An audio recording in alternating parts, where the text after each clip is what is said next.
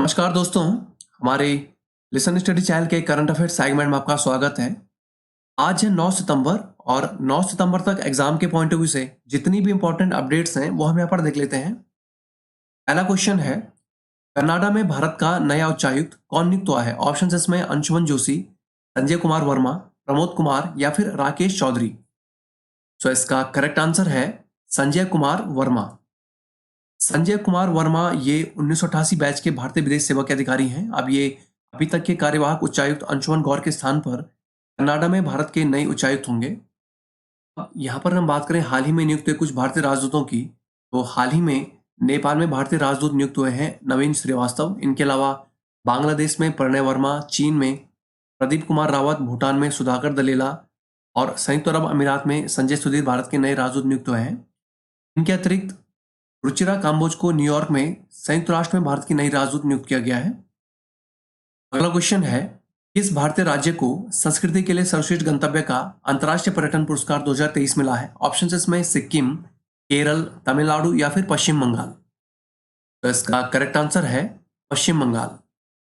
Pacific area travel writers association, जो कि संयुक्त राष्ट्र विश्व पर्यटन संगठन का एक एफिलिएट मेंबर है, इनके द्वारा भारत के पश्चिम बंगाल राज्य को संस्कृति के लिए सर्वश्रेष्ठ गंतव्य का अंतर्राष्ट्रीय पर्यटन पुरस्कार 2023 प्रदान किया गया है।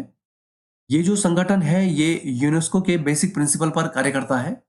अब यहाँ पर अगर हम बात करें भारत में यूनेस्को द्वारा घोषित विश्व धरोहर स्थल की, तो भारत में यूनेस्को के कुल 40 विश्व धरोहर स्थल हैं। इसमें से 7 प्राकृतिक हैं, 32 सांस्कृतिक और एक मिश्रित धरोहर इसमें शामिल है। वर्ष 2021 में तेलंगाना के रामाप्पा मंदिर को और गुजरात के धोलावीरा को विश्व विरासत स्थलों की सूची में शामिल किया गया था। इन दोनों स्थलों को सांस्कृतिक धरोहर की श्रेणी में रखा गया है। अगला क्वेश्चन है, इनमें से किसने सबसे बड़ी पोकलम प्रतियोगिता के लिए Guinness book of world record में नाम दर्ज कराया है? ऑप्शन इसमें नोएडा सिटी सेंटर, डीडीए, लुलु मॉल या फिर डीएलएफ सोसाइटी। सो इसका करेक्ट आंसर है लुलु मॉल। हाल ही में आयोजित इस इवेंट में 390 पोकलम को प्रतियोगिता में शामिल किया गया था। ये जो प्रतियोगिता है ये कोविड-19 फ्रंटलाइन वर्कर्स को समर्पित की गई थी। अब यहाँ पर हम बात करें भारत में हाल ही में बने कुछ विश्व रिकॉर्ड्स की, तो भारतीय राष्ट्रीय राजमार्ग प्राधिकरण ने NH 53 पर बिना रुके लगातार काम करके 75 किलोमीटर लंबी सड़क बनाकर गिनीज वर्ल्ड रिकॉर्ड में अपना नाम दर्ज कराया है। इसके अलावा भारत के बिहार राज्य ने एक कार्यक्रम में एक साथ 78,220 तिरंगे झंडे लहराकर गिनीज बुक ऑफ रिकॉर्ड में अपना नाम दर्ज कराया है। अगला क्वेश्चन है, हाल ही में सरकार ने किस शहर को इलेक्ट्रॉनिक मैन्युफैक्चरिंग हब बनाने के लिए 500 करोड़ रुपए की मंजूरी दी है? ऑप्शन है इसमें दिल्ली, चेन्नई, बेंगलोर या फिर पुणे। तो इसका करेक्ट आंसर है पुणे। अब इसमें अगर बात करें तो भारत के इलेक्ट्रॉनिक और सूचना प्रौद्योगिकी मंत्रालय द्वारा इस प्रस्ताव को मंजूरी दी गई है। ये जो इलेक्ट्रॉनिक हब है ये लगभग 297 एकड़ में विकसित किया जाएगा। इस प्रस्ताव के तहत सरकार द्वारा 2000 करोड़ रुपए के निवेश की उम्मीद की जा रही है। अगला क्वेश्चन है, भारतीय शिक्षा मंत्रालय ने इनमें से किसे आगे बढ़ाने के लिए शिक्षा पर्व की शुरुआत की है? ऑप्शन इसमें स्किल इंडिया कार्यक्रम, आत्मनिर्भर भारत योजना, नई शिक्षा नीति या फिर शिक्षा के प्रति जागरूकता। सो इसका करेक्ट आंसर है नई शिक्षा नीति। भारत के शिक्षा मंत्रालय की ओर से शिक्षा राज्य मंत्री अन्नपूर्णा देवी और राजकुमार रंजन द्वारा ये जो शिक्षा पर्व है इसे शिक्षकों को सम्मानित करने और नई शिक्षा नीति को आगे बढ़ाने के लिए लागू किया गया है। अब यहाँ पर हम बात करें राष्ट्रीय शिक्षा नीति 2020 की, तो भारत में नई शिक्षा नीति की घोषणा 29 जुलाई 2020 को की गई थी।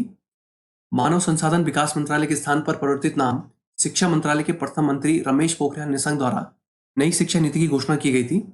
नई शिक्षा नीति को प्रसिद्ध वैज्ञानिक और भूतपूर्व इसरो प्रमुख कस्तूरी रंगन की अध्यक्षता में जो गठित समिति थी उसके द्वारा तैयार किया गया था। इस शिक्षा नीति में राष्ट्रीय शिक्षा नीति 1986 के प्रारूप 10+2+3 के स्थान पर 5+3+3+4 पैटर्न को लागू किया गया है। इस शिक्षा नीति में कक्षा 5 तक क्षेत्रीय भाषा अथवा मातृभाषा में शिक्षण का प्रावधान है तथा कक्षा 6 से वोकेशनल पाठ्यक्रम लिया जा सकता है और स्नातक पाठ्यक्रम का स्वरूप ये भी 4 वर्ष का इसमें होगा। अगला क्वेश्चन है, गूगल ने 8 सितंबर को किस मशहूर भारतीय गायक की 96वीं जयंती पर डूडल के साथ उन्हें श्रद्धांजलि दी है? ऑप्शन इसमें लता मंगेशकर, भूपेन हजारिका, भूपेंद्र सिंह या फिर मोहम्मद रफी। सो इसका करेक्ट आंसर है भूपेन हजारिका। भूपेन हजारिका ये भारत के सुप्रसिद्ध गायक, संगीतकार, कवि और अभिनेता भी रहे हैं। ये भारत के असम राज्य से थे। इन्हें मरणोपरांत साल 2019 में भारत का सर्वोच्च नागरिक सम्मान भारत रत्न भी मिला है। अब इन्हें हाल ही में गूगल द्वारा इनकी 96वीं जयंती पर डूडल के साथ श्रद्धांजलि दी गई है। अब यहाँ पर अगर हम बात करें गूगल की, तो गूगल एक प्रकार का सर्च इंजन है। ये एक अमेरिकी बहुराष्ट्रीय प्रौद्योगिकी कंपनी है। सरगेई ब्रिन और लैरी पेज ये गूगल के संस्थापक हैं। इसका जो मुख्यालय है ये संयुक्त राज्य अमेरिका के कैलिफोर्निया में स्थित है। वर्तमान में गूगल के सीईओ सुंदर पिचाई हैं। अगला क्वेश्चन है, हाल ही में किसने उड़ीसा के चांदपुरी रेंज में तेजी से सतह से हवा में मार करने वाली QRSM मिसाइल का सफलतापूर्वक परीक्षण किया है? ऑप्शन है इसमें भारतीय ऑर्डिनेंस फैक्ट्री, HAL, DRDO या फिर भारतीय तटरक्षक बल। तो इसका करेक्ट आंसर है DRDO। DRDO यानी कि defence research and development organisation, इनके द्वारा उड़ीसा के चांदपुरी रेंज में इस QRSM surface to air missile का सफलतापूर्वक परीक्षण किया गया है। अब यहाँ पर हम बात करें DRDO की, तो हिंदी में इसका पूरा नाम है रक्षा अनुसंधान एवं विकास संगठन। ये जो संस्थान है ये भारत सरकार के रक्षा मंत्रालय के प्रशासनिक नियंत्रण के अधीन कार्य करता है। इस संस्थान की स्थापना वर्ष 1958 में भारतीय थल सेना एवं रक्षा विज्ञान संस्थान की तकनीकी विभाग के रूप में की गई थी। इसका जो वर्तमान में मुख्यालय है ये DRDO भवन नई दिल्ली में स्थित है और G सतीश रेड्डी वर्तमान में DRDO के अध्यक्ष हैं। अगला क्वेश्चन है, हाल ही में भारत सरकार ने किन दो स्थानों को जोड़ने वाले राजपथ का नाम कर्तव्यपथ किया है? ऑप्शन है इसमें राष्ट्रपति भवन से इंडिया गेट तक, प्रधानमंत्री कार्यालय से राष्ट्रपति भवन, संसद से राष्ट्रपति भवन या फिर संसद से इंडिया गेट। तो इसका करेक्ट आंसर है राष्ट्रपति भवन से इंडिया गेट। राजधानी दिल्ली में स्थित इस राजपथ का नाम बदलकर हाल ही में कर्तव्यपथ कर दिया गया है, जो कि राष्ट्रपति भवन को इंडिया गेट से जोड़ता है। NDMC द्वारा राजपथ का नाम बदले जाने वाले प्रस्ताव को हाल में मंजूरी दी गई है। इसका जो उद्घाटन है ये प्रधानमंत्री नरेंद्र मोदी द्वारा किया गया है। अब यहाँ पर हम बात करें हाल ही में परिवर्तित किए गए कुछ नामों की, तो राजपथ का नाम बदलकर अब कर्तव्यपथ कर दिया गया है। इसके अलावा नवी मुंबई हवाई अड्डा अब ये DB पाटिल अंतर्राष्ट्रीय हवाई अड्डा के नाम से जाना जाएगा। औरंगाबाद शहर को अब संभाजी नगर के नाम से जाना जाएगा। चंडीगढ़ अंतर्राष्ट्रीय हवाई अड्डा ये शहीद भगत सिंह अंतर्राष्ट्रीय हवाई अड्डा के नाम से ये जाना जाएगा। झांसी रेलवे स्टेशन का नाम बदलकर वीरांगना लक्ष्मीबाई रेलवे स्टेशन कर दिया गया है और गुजरात में केवड़े रेलवे स्टेशन का नाम बदलकर अब एकता नगर रेलवे स्टेशन कर दिया गया है। अगला क्वेश्चन है, इंदिरा गांधी शहरी रोजगार गारंटी योजना कौन सी राज्य सरकार द्वारा शुरू की गई है? ऑप्शन में पंजाब, झारखंड, छत्तीसगढ़ या फिर राजस्थान। सो इसका करेक्ट आंसर है राजस्थान। राजस्थान सरकार ने मनरेगा के तर्ज पर इस योजना को शुरू किया है। इस योजना के तहत शहरी क्षेत्र में 100 दिन का रोजगार उपलब्ध कराया जाएगा। इसमें जो कार्डधारी परिवार होगा उसके 18 से 60 वर्ष की आयु के सभी सदस्य इसमें पात्र होंगे। अब यहाँ पर हम राजस्थान राज्य की बात करें तो राजस्थान राज्य की राजधानी जयपुर है और जयपुर को गुलाबी शहर भी कहा जाता है। लोनी राजस्थान में बहने वाली भारत की एकमात्र लवणी नदी है। घूमर राजस्थान का सबसे लोकप्रिय नृत्य है।